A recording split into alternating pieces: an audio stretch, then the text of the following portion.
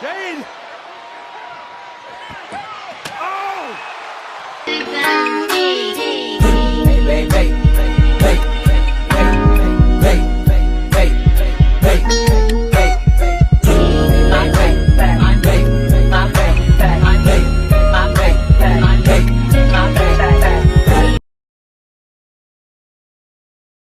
Hey, baby, hey, what's going on YouTube land? It's your boy TJ and welcome to my YouTube channel, Wrestling Nostalgia, where I give my reviews on the WWE shows and PLE events. And today, we are going to be reviewing SmackDown, May 17th, 2024. So let's go ahead and get right into it. But before I get into my review, right, just do me one favor. Just one favor. Just go ahead and, give my video a thumbs up. That helps push my video through the algorithm. And also, go ahead and share my video to your friends. And then you can share it to their friends, and maybe we could all be friends. And let me stop playing. So anyways, let me get right into my review and skip on to the pleasantries.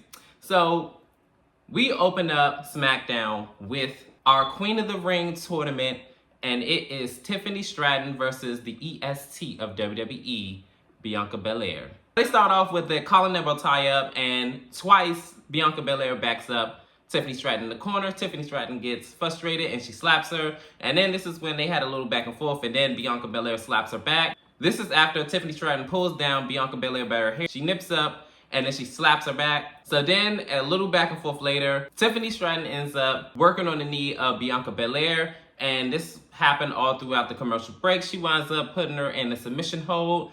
And this match actually was like pay-per-view main event worthy type. Like, they really went back and forth, back and forth, back and forth.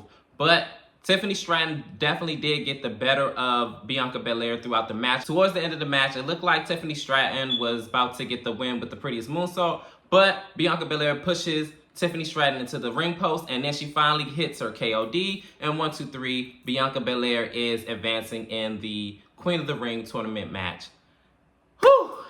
I'm not gonna lie. I really did thought that Bianca Belair was going to lose this match, and they were going to work on the injury storyline that she has going on with her leg. But through thick and thin, Bianca Belair pulled out the W in this one, and she is going to advance. In this next segment, it is Bianca Belair, and she has an interview. She said that, I'm not going to lie, my knee is not 100%, but through hell or high water, does not matter, injury or not. She said nothing is going to stop her from becoming Queen of the Ring. In this next segment, it is Logan Paul, and he's walking towards the GM's office, and out comes LA Knight. They have a stare off, and it looks like it was gonna get heated, but before anything can occur, Nick Atlas comes in and he tells Logan Paul to step into his office, and this is when LA Knight says, "See ya, champ." I'm not gonna lie, LA Knight needs to win that United States Championship like yesterday, because Logan Paul barely defending it and all of other stuff, like trying to recreate this whole Roman Reigns storyline thing. It's a dub for me. Get him the fuck out of here. In this next segment, it is Jade Cargill, and she has an interview. She says that Nia Jax says that she is the irresistible force. We all heard it before, and we all know. But to Jade Cargill, she's just another bitch in my way. She didn't say the B word, but I just wanted to add that in there. So then this is when she turns around and Bianca Belair is right there, and she said, "Hey, girl." And then she said, "Hey," she said, "Girl, that match was tough, but I had to put a little tippy time and time out, because what time is it?" And Jay says, "Oh, night time." She said, "Night." I love their little exchange. And then this is when Jade Cargill says, "But for real, girl, like, what's going on with your knee? You all right?" Bianca says that, "Hey, my knee is fine. Definitely if I got to go in the ring with you." And I'm all like, okay, that was a little shot, but okay, pow, pow, I see you. So then this is when Jade Cargill said, "Okay, girl, just take it one match at a time." So they kind of give each other like a little competitional eye thing going on. And I am here for it. But like I said, I just don't want Bianca Belair and Jade just yet. I want it to be on a pay-per-view event, but we're going to see, like I said before, what's going to happen throughout the night. In this next segment, it is the Bloodline, and as Tama Tonga is getting ready and getting prepared,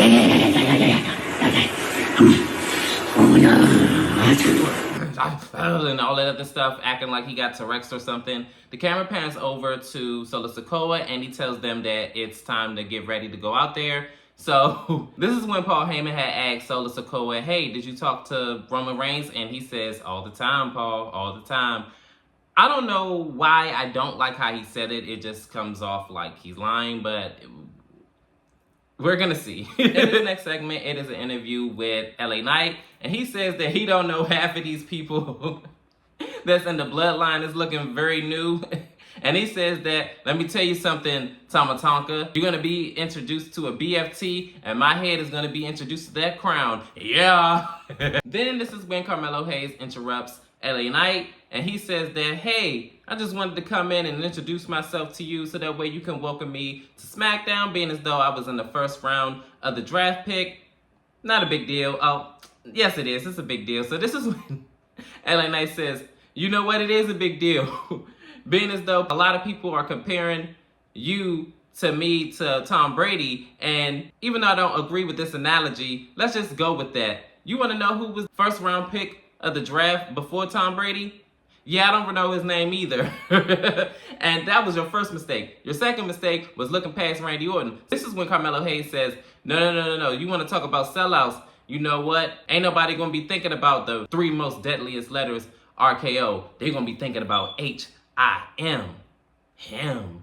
So this is when LA Knight says, oh, look who won the spelling bee. You really want to hear something? Listen to this. LA Knight, yeah. And that ends that segment. Shut him down.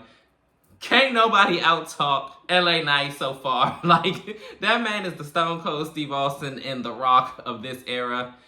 I hope they push him to the moon at some point. I definitely do see him being a world champion. He definitely talks like one. He has to look like one. And he has to walk like one. Give that man the world championship by next year, please. Royal Rumble him, Money in the Bank him, do something fast and fast track him into the main event scene like yesterday. Please, WWE management, thank you. In this next matchup, it is a King of the Ring qualifying match, Tama Tonka versus LA Knight. So the beginning of the match starts with Tama Tonka trying to swing and a miss at LA Knight, and then LA Knight is brawling him, and throughout the match he is keeping him at bay and keeping dominance of the match. And then this is when Tama Tonka kind of gets a little bit more of offense in, and he throws LA Knight out of the ring. This is when the Bloodline kind of teased that they were going to basically get involved, but they don't. So then LA Knight gets back in the ring. Tama Tonka and LA Knight are going at it. And then I remember like somewhere, like right before commercial break, Tama Tonka finally gets like a lot more offense in, and he ends up clotheslining LA Knight outside of the ring. The Bloodline are taunting him and things like that. And even before the commercial break, the Bloodline was like on the ropes and trying to like on the apron trying to distract LA Knight and things like that and taunting him. Throughout the match, it was like very back and forth-ish, but towards the end of the match, LA Knight looks like he was firm control, and it looks like he was about to hit the BFT, but Tongaloa actually pulls Tama Tonka out of the ring. So LA Knight drop kicks him out of his shoes. And then this is when LA Knight was in the face of Solo Sikoa, and he was like, yeah, want to take a shot? Do it. And I was like, oh, big mistake right there. So he said, yeah, that's what I thought. So he goes back in the ring. Tama Tonka hits a flatliner, 1, 2, 3. He advances into the King of the Ring tournament. One more spot into the semifinals. I'm going to be honest with y'all. I'm kind of tired of this whole Bloodline thing. They have worn it out for the past 3, almost 4 years. And I'm so sick of this whole Bloodline getting involved thing. Like, I see why the fans were chanting, we want Roman. Me too. Me too. In this next segment, LA Knight is walking with referee Charles Robinson. And Charles is acknowledging the leakage right here on his shoulder blade. And he says, oh, that's nothing. That's like a carpet burn. And had 3 savages out there, and I had to battle all of them, and this, that, and the third. So this is when he runs into Carmelo Hayes, and Carmelo Hayes says that, oh yeah, so you couldn't go out there and get the job done, huh? So this is when LA Knight says, oh yeah, you still talking, huh? Yeah, appreciate that. Yeah. So then he pushes him And then he said, how you like that? So then they just going back and forth. And he said, yeah, you keep knocking on this door, you gonna see what's beneath. I got something for you. I was like, oh man, they was just like jaw jacking, go back and forth, trash talking. I would love to see a program with LA Knight and Carmelo Hayes. That would really be amazing. These two are definitely great talkers. Please give me more of this. In this next segment, it is a contract signing between Cody Rhodes and Logan Paul for both the United States and WWE Undisputed Championships, allegedly. So Nick Atlas is in the ring and he calls out Logan Paul first and then Cody Rhodes respectfully. And they're both in the ring. Cody Rhodes says, hey, what do you guys want to talk about? You know, his whole stick that he normally does. So then he brings up War Games and he says that in this very city, this is where it all began. And the reason why you don't know that, Logan Paul, is because I am a true wrestling fan, unlike you. The best way to describe you is a tourist. And since you are a tourist, you need to just go ahead and drop off the United States Championship so that way I could be a Grand Slam champion. And this is when Logan Paul says, look, you done said the same thing over and over and over again. I'm not trying to hear this anymore. Like, you said the same thing that last guy said after that, and it's getting redundant. I came here to sign the contract. So this is when he grabs the contract and he says, oh, everything looks right except for right here that my United States Championship is on the line. But my lawyer, the one that's the best in the business and all this other stuff, he drew up a contract where my title isn't on the line, but his is. I'm fighting for the undisputed WWE Championship.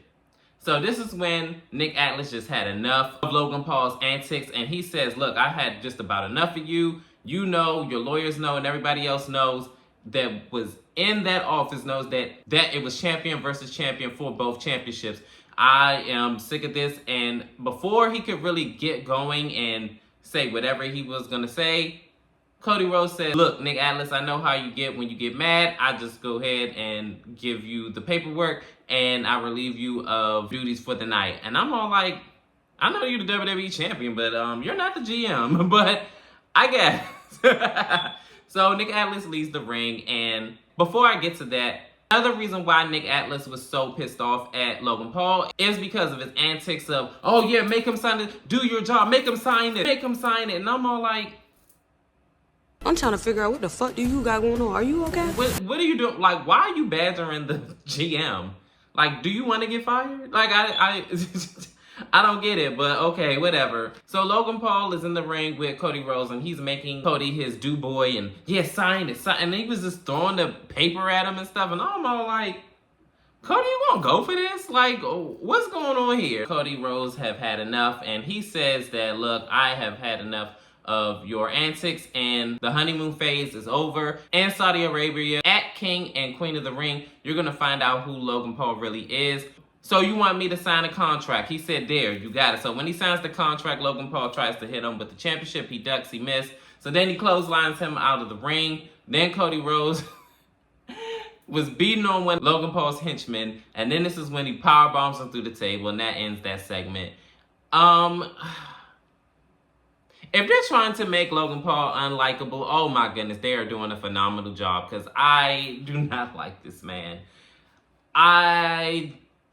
He gives me spoiled little rich kid that grew up in the suburbs that don't know what hard knock life is. Like, he just is so insufferable and delusional, and I just am floored and flabbergasted by his antics. I can't see anybody, definitely lower tier, doing the things that he's doing and getting away with it. Like, it is what it is. But in Saudi Arabia, at King and Queen of the Ring, it's so official. It's going to be for the Undisputed WWE Championship, Logan Paul versus the Undisputed Champion, Cody Rhodes, and a one-on-one match just for Cody's championship, not Logan Paul's. Yay. In this next segment, it is an interview with Nia Jax, and she says, oh, stop it. Of course, Jade has to hype herself up. Like, everybody says how strong Jade is, and she is. Everybody says how impressive Jade is, and she is. Everybody says that Jade is going to be Queen of the Ring, and she is not, because Nia Jax is going to be Queen of the Ring. In this next matchup, it is a Queen of the Ring qualifying match. Nia Jax versus Jade Cargill. Yes, I got the shirt on right now. Love her down. So in this match, it starts off with these two alpha females face to face with each other, and Nia Jax knocks her down, and then she is like dominating her at first, and then she tries to go for a leg drop. She rolls out of the way. Jade then gets some offense in, but then this is when Nia Jax ends up getting her out of the ring. So then she ends up like fighting her outside of the ring, and then this is when Jade ends up consoling her daughter and I guess talking to her and letting her know that she's okay and things like that. So Nia Jax throws her down on the ground, and she said, "Your mommy sucks," which I'm like, oh my goodness. No, you didn't. So this is when Bailey, which is Jade Cargill's daughter's name, says, "No, she doesn't." Jade Cargill kicks Nia Jax right in the face, and then she is like going at it. So then, make a long story short, Nia Jax ends up getting a steel chair after she gets Jade Cargill down. She ends up getting a steel chair and tries to hit Jade Cargill with it. She ends up grabbing it out of her hand, snatching it, and then she uses it on Nia Jax. And I believe she wanted her to do that because she just laid like down like this as if like, yeah, just go ahead and hit me. Just give me an easy dub. Easy dub. So the referee rings the bell, and it is a disqualification. Nia Jax is declared the winner, and she's going to move on in the tournament. After Jade calls a DQ, oh my goodness, it was a big brawl. Jade tries to chokeslam Nia Jax, and then Nia Jax tries to chokeslam Jade Cargill, and they just are like playing tug of war with each other, and then they throw each other over the barricade, and it spills over. Then they're just like brawling it out. Nia Jax ends up spearing Jade Cargill on the ring post and everything like that. Then the referees and the officials gets in to break them up. So this is when Jade Cargill gets in the ring, and Nia Jax is just taunting her like, I'm gonna be queen, not you. So Jade gets out of that ring and makes a beeline towards Nia Jax and was just going in. I was like, oh my goodness, the fans are chanting, let them fight, let them fight, let them fight. And Jade is getting like big reactions and everything. I love to see it, but I'm just mad my baby got disqualified. You know what? I'm done. In this next matchup, it is Angel Garza and Humberto Carrillo versus DIY. It was a pretty standard back and forth match. This is very competitive. Both teams were showing their athletic gifts towards each other. One showing their high-flying moveset, another one is more technically sound. But towards the end of the match, Elektra tries to get involved, and while Johnny Gargano gets onto the top rope, she ends up pulling him off and hit his groin area. So this all happened while the referee is distracted with Santos Escobar, but Elektra was a little bit too slow to get off of the ring apron, and the referee ejects both of them out of the ring. So DIY ends up hitting Meet in the Middle on one of the members of Legado del Fantasma. Like I said, I be butchering that name. And 1, 2, 3, DIY picks up their debut win here on SmackDown. We're going to see more of DIY and what they're going to bring to the tag team division. Hopefully it culminates to gold because, yeah, it didn't happen on Raw. Let's see if it's going to happen on SmackDown. In this next segment, it is an interview with AJ Styles. And what's next for AJ Styles, he says that he had an opportunity for the WWE Championship and he failed. He got knocked out of the King of the Ring tournament, and you know, it is what it is. He said that what's next for me is I'm going to Nick Atlas' office and I'm about to figure that out. So we're going to see what's going to be next for AJ Styles. In this next segment, it is an interview with Bailey, and she says that we have a stacked card for the Queen of the Ring, and she said we got Bianca, we got Nia Jax. So this is when the camera pans over to Piper Niven and Chelsea Green, where Piper is kayfabe sleep, and Chelsea says, wake up, Piper. I think she's done speaking, thank goodness. So Chelsea Green says, thanks to you, Bailey, sending you off your bad jujus, you're the reason why my girl Piper Niven lost. So This is when Bailey says that, you know what, I ain't got time to be talking right now. But guess what? Let's talk in the ring next week. So, I guess she issued a challenge and we're going to see Bailey versus Piper Niven next week. And finally, we are here at the main event.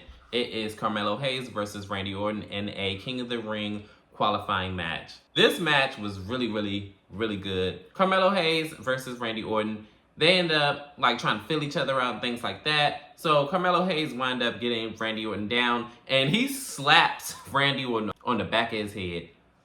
Oh my goodness, wrong move. So then he ends up pushing him. So Randy Orton ends up shoving him in the corner. He just beating him down. Then he's like repeatedly like sending his shoulder into the ring post. Then he's outside the ring. So Randy Orton tries to backdrop Carmelo Hayes onto the announcer's table. It doesn't work. So then Randy Orton, as Carmelo Hayes is all gloating to the fans and things like that. And I'm like, there's still a match going on. What are you doing? So he ends up tripping him up. He winds up still getting in that offense where he backdrops repeatedly, which he does, repeatedly backdrops Carmelo Hayes onto the announcer's desk. I'm like, dude, this was your fault, okay? So after the commercial break, Carmelo Hayes is in control of the match and he is working on the injured leg of Randy Orton and he's just working on the knee. So the two are having a very back and forthish match, but right now, predominantly, Carmelo is taking the lead in this match. And I remember at one point when Randy Orton tried to do the power slam, Carmelo Hayes ends up stopping his momentum through the ropes and Randy Orton ends up going down. So then he tries to go after the leg again. They had a cute little back and forth here and there. Then Carmelo Hayes goes to the top rope and tries to hit his nothing but net, but misses, and then Randy Orton ends up catching him with the RKO after he bounces off the ropes and tries to do like the flying clothesline. It does not work. 1, 2, 3. Randy Orton advances into the King of the Ring tournament and he is going to get his wish. It's going to be Tama Tonga versus Randy Orton in the semifinals. The interviewer tries to get a word in with Randy Orton and Randy Orton is interrupted by the Bloodline. They come out, I guess, to intimidate Randy Orton. And Randy Orton says, oh, the Bloodline is trying to intimidate Randy Orton. You must forgot who I am. Let me remind you of who I am. I'm a former 14-time world champion and soon to be King of the Ring. And Tama Tonga, I'm going to reintroduce my foot up your... and reintroduce you to 3 of the most deadliest letters in the WWE, and that's RKO. Woo! I'm telling you, it is getting hot, and I cannot wait until the King of the Ring tournament comes to a close. I'm not going to lie, it's kind of lackluster to me. If they're going to do Jay versus Tama Tonga, I'm not trying to see that match. I'm going to just go ahead and say it right now. I see the agenda, and I'm not here for it.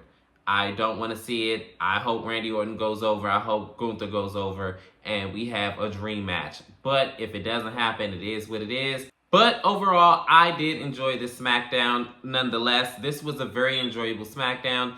Certain decisions I really did not see coming, but I'm okay with it nonetheless. How did y'all feel about the show? Comment down below and let me know. And thanks for supporting my channel in advance. Thanks for subscribing. Thanks for liking, sharing, all the other good stuff. And that concludes my SmackDown review. And this is where I say, peace, TJ, I'm out.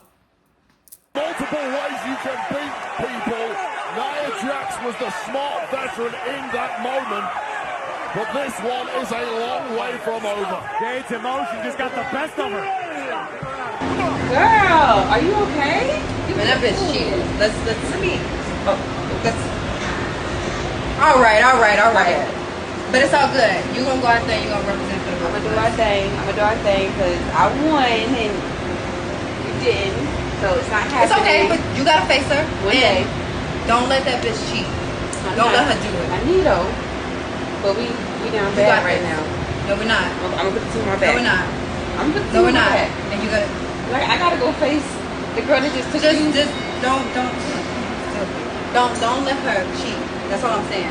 Because man, I'm fired up right now. I'm so pissed off. I got you. We in this together. All right. One day it's gonna be us, not today. One day. I'll put the team on my back. You got this. I'm not worried. I'll take you to a band-aid or something. You're so pretty.